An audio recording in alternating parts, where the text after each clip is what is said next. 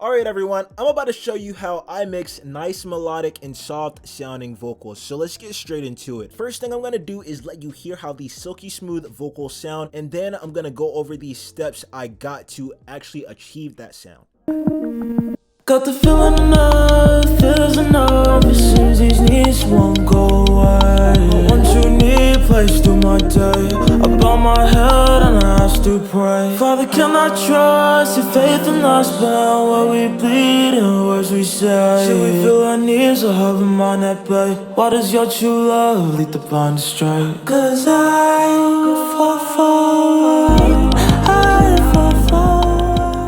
So you already know, first I had to throw on an EQ. Very first thing that I did on the EQ is take out a little bit of the low end with a nice high pass filter. In the low mid-range area, I took out a little bit of the frequency because I wanted to get rid of those boxy frequencies. In the high mid-range area, I wanted to get a little bit of added presence, so I boosted it up right there, and then I took out a little bit right here to remove a little bit of the harshness. Then on the high end, I boosted it up a little bit for that added clarity and shimmery. So I actually went ahead and used parallel compression on this track. So how I set this up for my dry compressor, I use the CLA2A mono. I'm getting about like 11 to 12 decibels of gain reduction on this one, and then I came over here on the whole entire bus and I routed this bus to, the vocal bus is right here. Added a nice 1176. Here goes my 1176. Is getting about 5 decibels of gain reduction right there. I'm getting like close to 17 decibels of gain reduction altogether. On the parallel bus track, I came over here and I added an EQ to get my wet compressor under control, since there can be a lot of crazy frequencies coming out from that one. I took out the low end with a high pass filter as always, but I took out the high end with a low pass filter, and I just took out a very little bit of the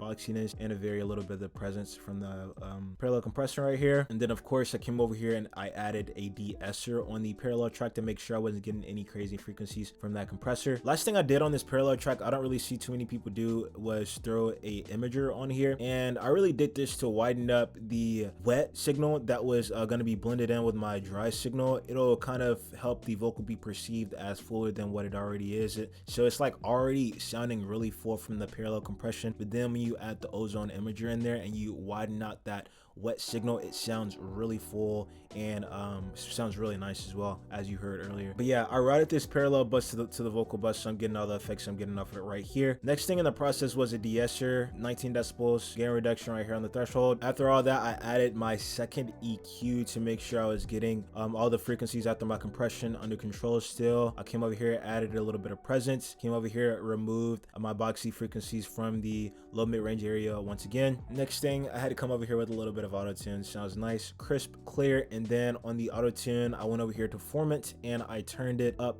by 3 cents on the formant, so it sounds a little bit deeper than what it normally should, and it just made everything sound just a little bit more mysterious, a little bit more clear, and really nice. Next thing I did was came over here and added 2 fruity delays. On this one I have it set to 4, and on this one I have it set to 8, so 2 complementing type times. I cut the frequency off by this one by 70%, cut the frequency off by this one at 80%, and then I came over here, I offsetted this one off by 2 milliseconds to the right, this one 2 milliseconds to the left, so it kind of just sounds like I have delays playing around through my stereo image, which makes the delay sound more natural and fit behind the vocal a lot better than without using that offsetting knob right there. Is really nice. Next thing I did was added 2 reverbs. I have one bigger sounding reverb and I have one smaller sounding reverb. I took out the low end with the high pass filter, and I took out the high end with the low end with the high pass filter, and I took out the high end with the low pass filter on both of these. And I really just played around with the plate and hall settings on both of these to really get my desired sounds, as far as like that bigger and wider sounding reverb and that smaller and narrower sounding reverb. Very last thing that I did was come over here and add a nice doubler stereo to really thicken up that final product I got from this vocal. All I really did, came over here with the basic doubler and I made these small little adjustments, took out the low end, boosted the high end,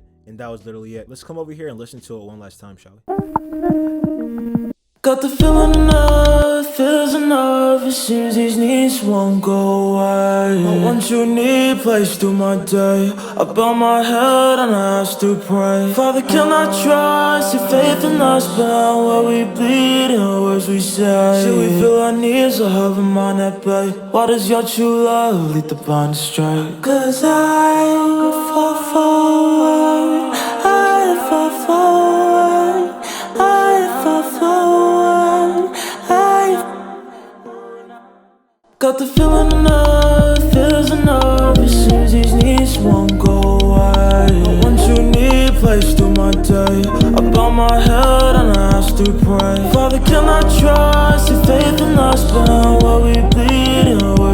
day. Till we feel our needs, so have them on that bed. Why does your true love lead the blind astray? Cause I fall far. But alright everyone, that is how I mix softer and smoother sounding vocals. Now if you're a beginner looking to learn how to mix your vocals in FL Studio, hit the link in my description and I'll give you a detailed step-by-step guide tutorial on how to do just that, which I can guarantee will 5 times the speed in which you progress. But alright everyone, I hope you got a lot of value out of this video. If you did, hit like and subscribe. I'll catch you all in the next one.